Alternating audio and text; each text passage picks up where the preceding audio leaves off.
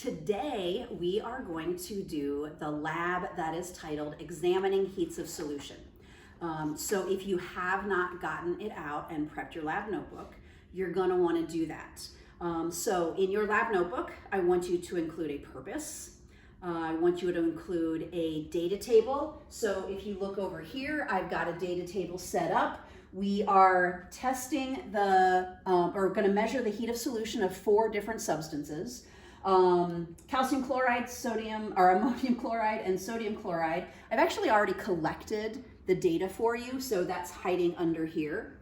The 4th one that we're gonna do together is supposed to be potassium nitrate, but I grabbed the wrong bottle from the prep room, so we're doing sodium nitrate because I can't run down and change it.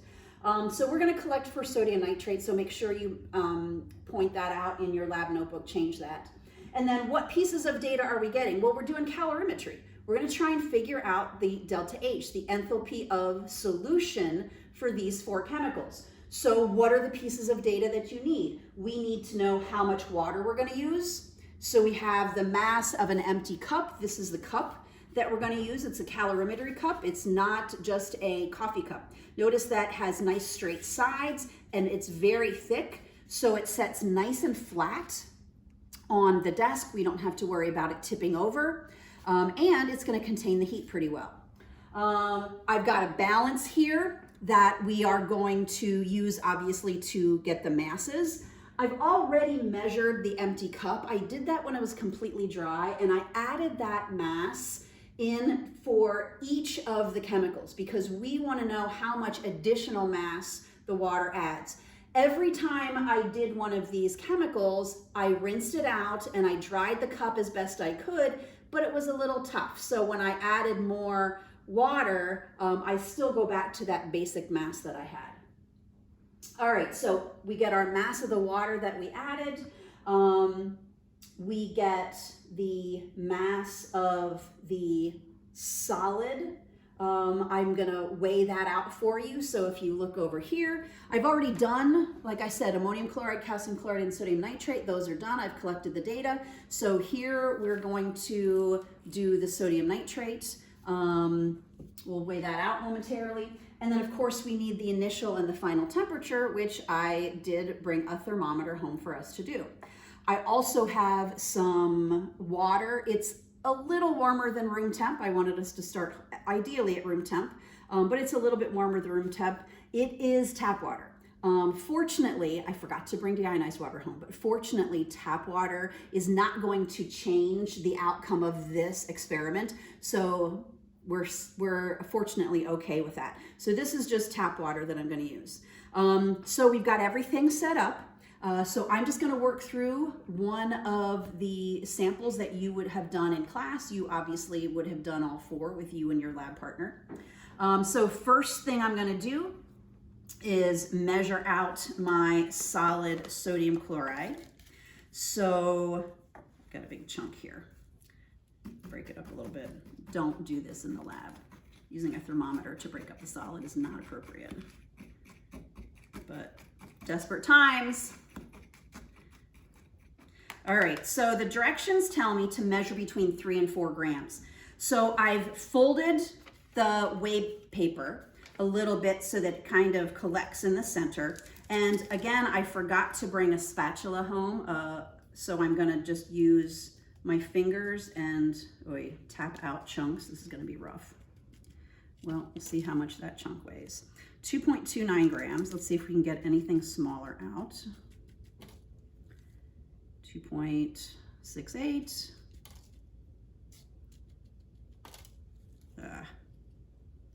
Bad technique going on here, guys. 3.09 grams. All right, I'm gonna stick with that. So I am going to write that in my data table, 3.09 grams. Okay, now that I have that ready to go, I'm gonna put that off to the side. Now I'm going to weigh my water.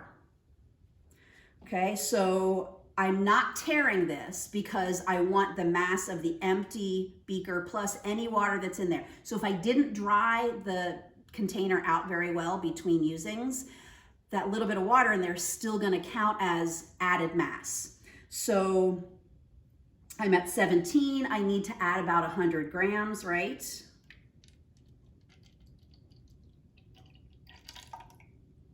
So I am up to 122.6. 122, oops, give it a second. 122.6.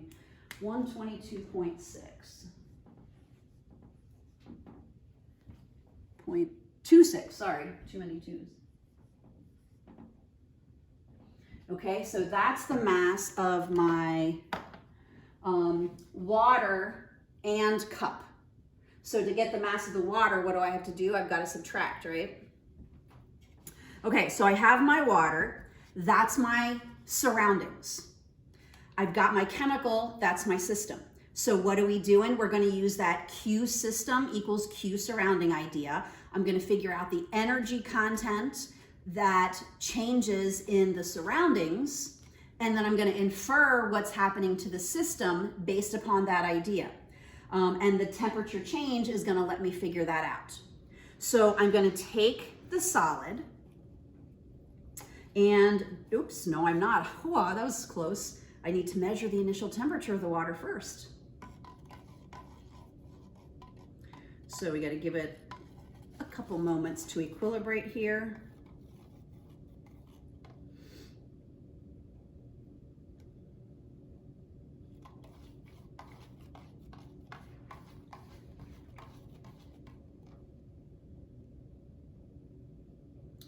All right, so our initial temp is 25.4.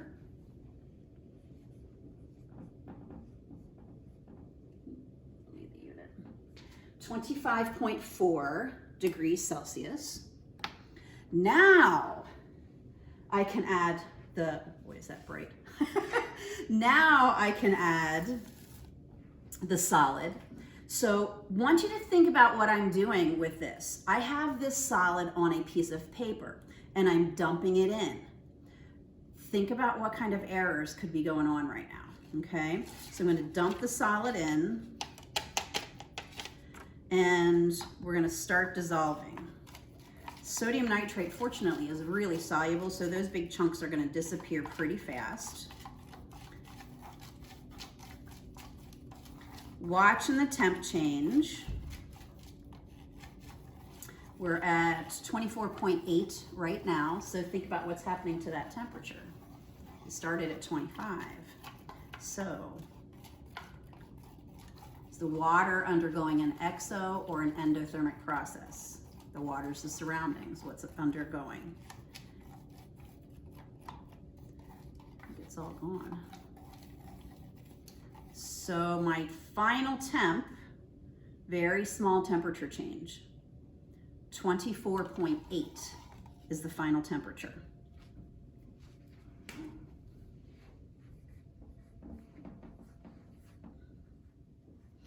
Okay, so I want you to think about what we just figured out.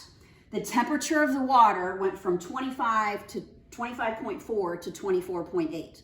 So the temperature of the water went down. The temperature of the water went down, it's losing energy, right? Where's that energy going? That energy is going into the system. So the system's gaining energy because the surroundings is losing energy. So think about that, what that does to your delta H. For each of the chemicals, you're going to have to assign not just a numerical value for delta H, but a plus or minus sign for delta H. So using what happens to the water is going to help you figure that out. Okay, so there's one set of data. I'm going to show you the other three sets of data, and I'm going to preface that with I made a mistake on the other three, and I didn't realize that until we started filming this. Instead of doing the mass of the cup and the water, I actually tared the cup, which I shouldn't have done because there was water in there, except for the first time, the calcium chloride. I shouldn't have tared the cup. I should have just added to it. But I forgot, and so I tared it. So the numbers that you're going to see here for the calcium chloride, the ammonium chloride, and the sodium chloride are all just the mass of the ionic substance and not the mass of the cup. I'm sorry, the mass of the water and not the mass of the cup plus the water. Okay, so keep that in mind. Again, what you're going to do to figure out delta H is look at the temperatures.